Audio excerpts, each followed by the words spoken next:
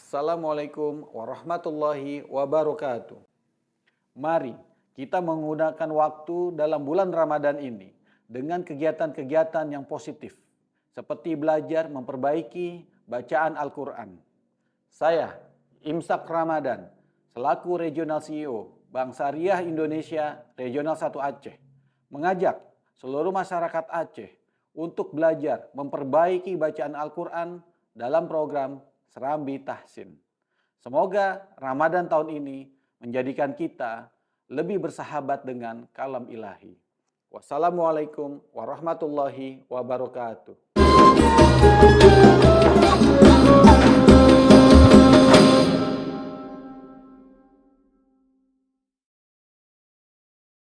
Assalamualaikum warahmatullahi wabarakatuh.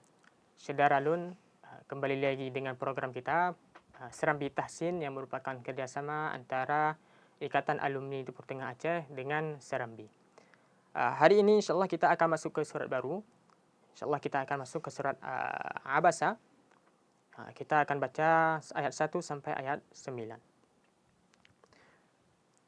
A'udzu billahi minasyaitonir rajim. Bismillahirrahmanirrahim.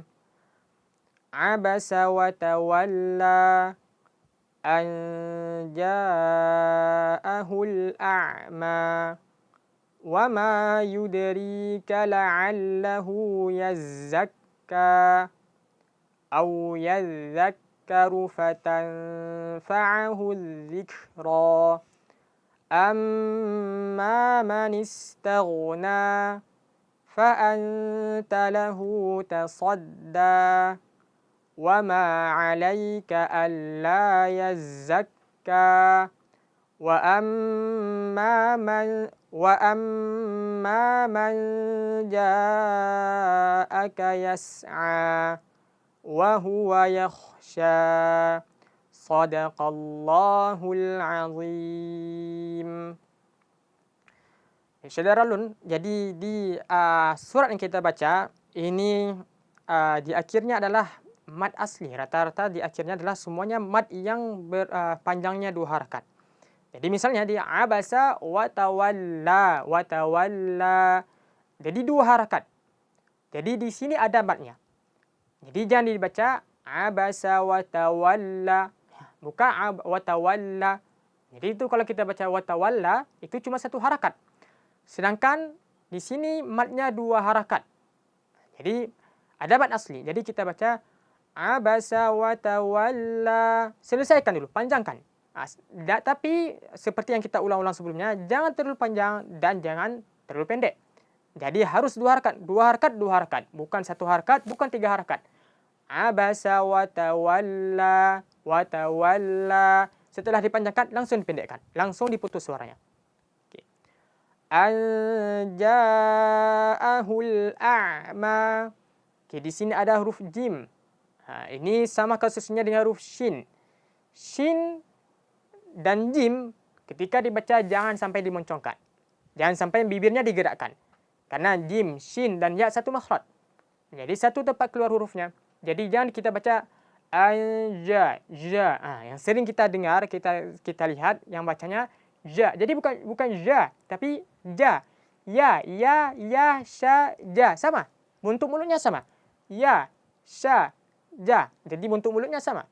Jadi ketika kita baca anja'ahul a'ma. Jadi jangan dimoncongkan dan di depannya juga 2 harakat. Namanya 2 harakat.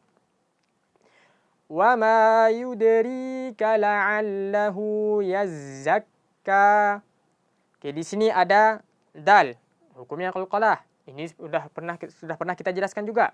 Jadi jangan sampai tertahan. Kemudian di depannya ada yaz, ada huruf zai. Itu sama juga dengan kasus sebelumnya. Jadi jangan sampai ada aliran nafas. Oke, di sebelumnya ada la'allahu. Oke. La'allahu ada istilahnya mad silah. Jadi mad silah ataupun istilahnya dhamir, dia dhamir mufrad mudzakkar. Apa? Jadi ada dhamir dia. Jadi kalau kita terjemahkan ke bahasa Indonesia dia. Jadi dia kalau dalam bahasa Arab kan adalah huwa. Tapi ketika dia digabung dengan sebuah kalimat, dengan sebuah kata, dia berubah jadi hu. Jadi misalnya buku, buku dia. Kitab, huwa, kan seharusnya gitu. Tapi ketika digabung jadinya kitabuhu. Okey, kitabuhu. Okey, yang di hu ujungnya, yang di ujung itu namanya silah. Jadi dia, hu untuk dia laki-laki. Dan mufrad satu orang. Jadi bukan mereka tapi dia. Okey, ini dibaca tergantung kondisinya. Dia dibaca 2 harakat kalau terletak di antara 2 huruf yang berharakat. Sebelum dan setelahnya itu berharakat. Jadi apabila ada huruf hu tadi ataupun hi kalau dia berharakat kasrah, dia terletak di antara 2 huruf yang berharakat, sebelum dan setelahnya berharakat itu dibaca 2 harakat. Jadi di sini la'alla berharakat. La'allahu ya berharakat juga. Jadi di sini kita baca la'allahu 2 harakat. Ataupun kalau mushaf Indonesia itu biasanya ada tandanya. Tandanya apa? Tandanya dhammahnya itu berubah jadi angka 6. Jadi kalau angka 9 itu dibaca pendek, kalau angka 6 itu dibaca panjang. Ataupun kalau di mushaf Arab itu biasanya di depannya ada huruf waw kecil. Ada huruf waw, bukan huruf waw tapi huruf waw kecil, itu menandakan bahwa mad silahnya dibaca panjang. Okey. Kalau di depannya ada alif, ada hamzah, dia dibaca lebih panjang. Jadi dibacanya jadi 4 ataupun 5 harakat. Yang awalnya jadi 2 harakat, dibaca jadi 4 ataupun 5 harakat. Jadi depannya ayat selanjutnya fatanfa'ahu dzikra. Okey, jadi kaf. Kaf kasusnya sama dengan tak tadi. Jadi suara tertahan, nafasnya mengalir. Pertama nafas dan suara tertahan, kemudian alirkan nafasnya. Dzikra.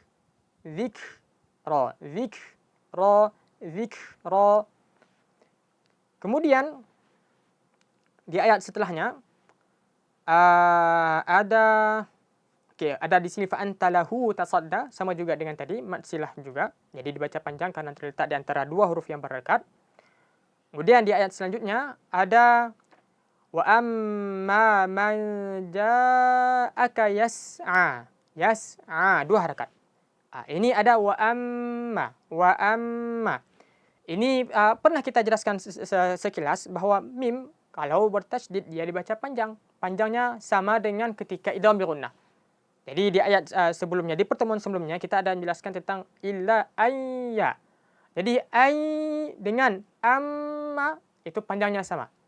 Jadi bukan diukur dengan dengan harakat, bukan 2 harakat, bukan 1 harakat, bukan 3 harakat, enggak. Dia diukur dengan secukupnya. Gimana secukupnya? Coba didengar lagi di pertemuan sebelumnya. Di pertemuan sebelumnya ada kita jelaskan apa maksud secukupnya.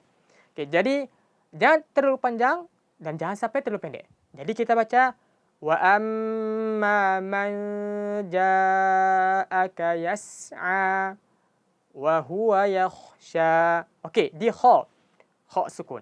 Okey, kha sukun di sebelumnya, pertemuan sebelum-sebelumnya ada kita jelaskan bahawa ada ghain. Ghain suara tertahan, suara mengalir, nafas tertahan. Sedangkan di sini ada kha. Kha dia nafas tertahan, nafas mengalir, nafas dan suaranya mengalir. Jadi jangan sampai kita baca jadi yaghsha, beda. Karena yaghsha artinya takut. Sedangkan yaghsha itu artinya meliputi. Jadi merubah sifat huruf itu merubah maknanya. Jadi pastikan ketika kita baca kha itu mengalir nafas. Wa huwa yakhsha. Sadaqallahul azim. Oke, mungkin cuma ini yang bisa kita ulik. InsyaAllah akan kita bertemu lagi di pertemuan selanjutnya. Sekian. Assalamualaikum warahmatullahi wabarakatuh.